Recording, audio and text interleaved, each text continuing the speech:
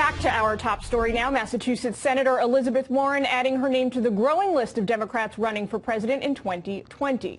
President Trump's campaign already talking about Warren, saying, quote, the American people will reject her dishonest campaign and socialist ideas like the Green New Deal that will raise taxes, kill jobs, and crush America's middle class. Here to weigh in is our A-Team political panel, Doug Schoen, Democratic campaign consultant and Fox News contributor, and Mr. David Avella, chairman of GOPAC and GOP strategist. Gentlemen, thanks for joining me this afternoon. Sure. Doug, are the Democrats going to reject her quote-unquote socialist ideas as President Trump says they will? I think that's the big question. Yeah, and I don't think that that will be the issue for the Democrats. Certainly, Jillian, as far as the electorate's concerned, it's very much up in the air whether people want 70% taxes on earned income, whether they want a wealth tax as she's proposed, whether the identity politics she's practiced in the past will go undiscussed. Those are all general election issues. But in the primary, I think there's a desire for more socialist-style politics, if not socialism. And I think that it's a very real question for the Democrats. Keep in mind, she's going to have to win over, once she gets past a primary, she's going to have to win over American voters in Rust Belt states like Ohio and Pennsylvania. You can't try and tell us that they're looking for more socialist policies in this country right now. I was trying to say the opposite. I apologize I wasn't clear. I think those kind of voters, the swing working class voters, very much will reject the kind of policies that Elizabeth Warren stands for, even though in a Democratic primary where a narrow segment of the electorate participates, they may well find some degree of popular appeal. So, David, do you think she's going to make moves to bring in the more moderate members of her party and maybe even some sort of left-leaning Republicans? No. The best news for Elizabeth Warren is when you fill out the paperwork to run for president of the United States, you don't have to put ethnicity. She won't have to worry about whether to put down Native American or not because it keeps tripping her up.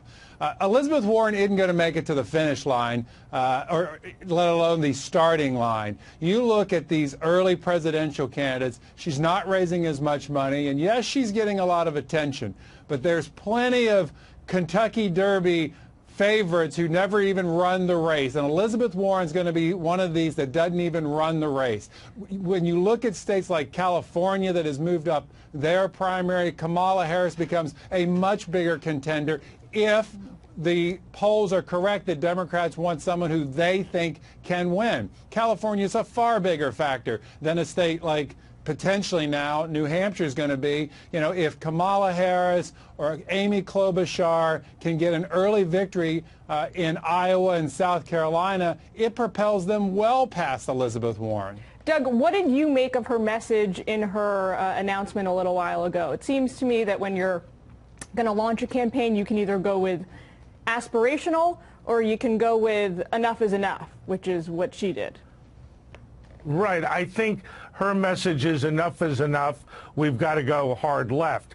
And I agree with David. I don't believe, given her announcement today and the positioning she's taken, as well as the controversy over her ethnicity, that she is a first-year candidate. She might have been 4 years ago. That's ancient history. But right now, I think she's in the middle of the pack and is trying to distinguish herself so far without enormous success. David, so this controversy surrounding her heritage, it's something that, you know, our mutual friend Leland Vittert likes to call an unforced error. She's doing this to herself. Do you think it's early enough she can kind of outrun the issue as 2020, you know, moves into full gear? Not with the platform she's running on. As we think about these budget negotiations, which apparently are going in the right direction, if Elizabeth Warren's Green Deal passes, we're going to need a border to keep Americans in as they have to leave the U.S. to go to Mexico or Canada to be able to get a flight.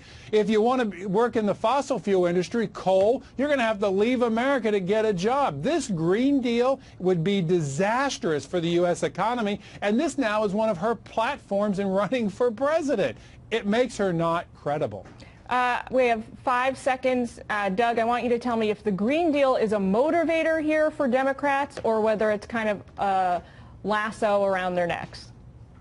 It is a motivator in the primary and a lasso around their neck in the general election. Gentlemen, thanks as always. We will check back in with you soon. Thanks so much, Jillian. Sit down and shut up. Get the hell off the beach. It's 4:30. You've maximized your tan. Get off the beach. Are you stupid? On topic. On topic. Next question. 1,000 things I'll do tonight. Going to dinner with you is about number 1,001. The rear end's going to get thrown in jail, idiot. Either sit down and keep quiet or get out. One or the other. We're done with you. That's the Chris Christie everybody remembers from back in the day. Basically just telling people what's going on.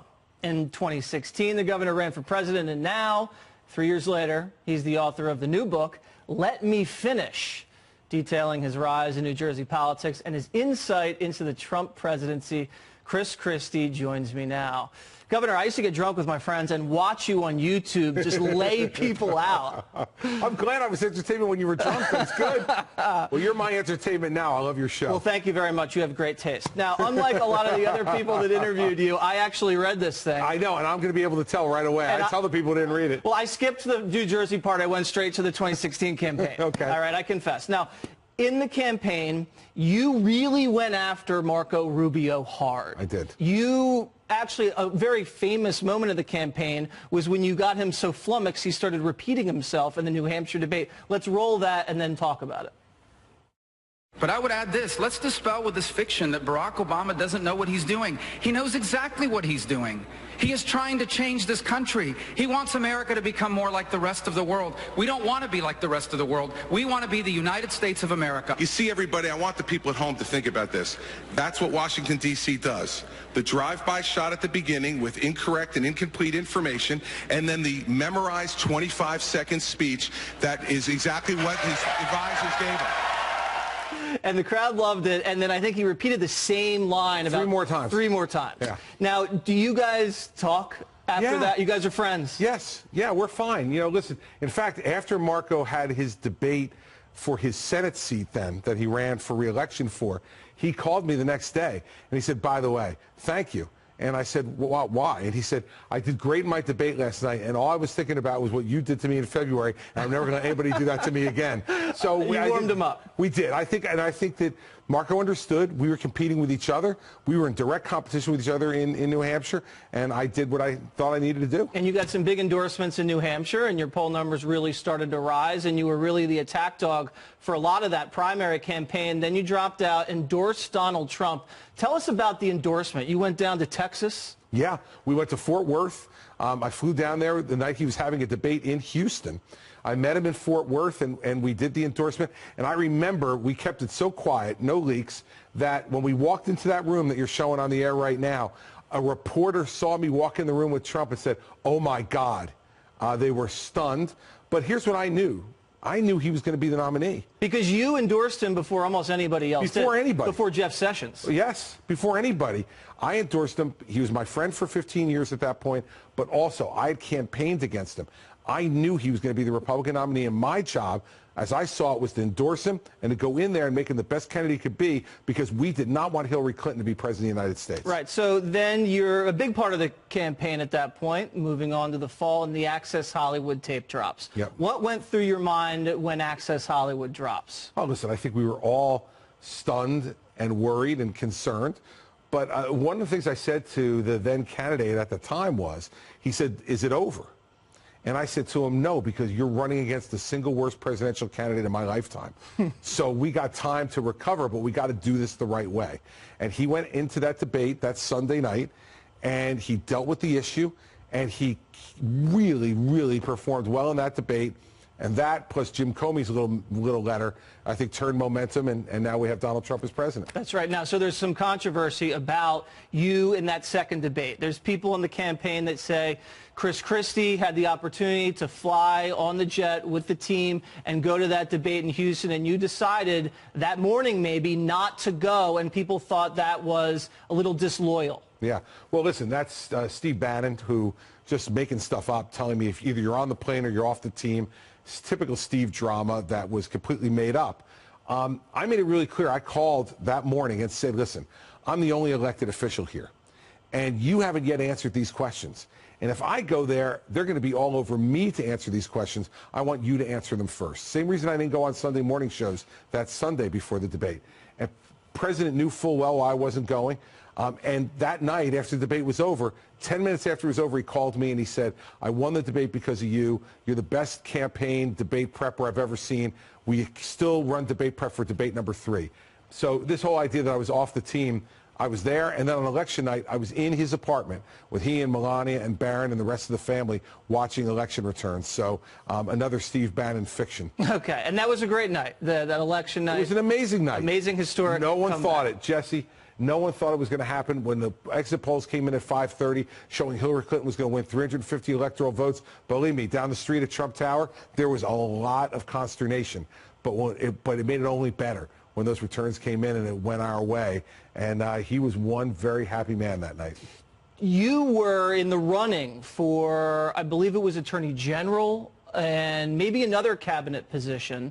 And you were also in charge of the transition. Now Chris Christie's out writing books. He's not in the White House at all. What happened? Well, I was in the running for vice president. It came down to me and Mike Pence, and he selected Governor Pence. And I love Governor Pence, and I think he was a good choice. Mm-hmm. I was then in the running for Attorney General. He picked Jeff Sessions.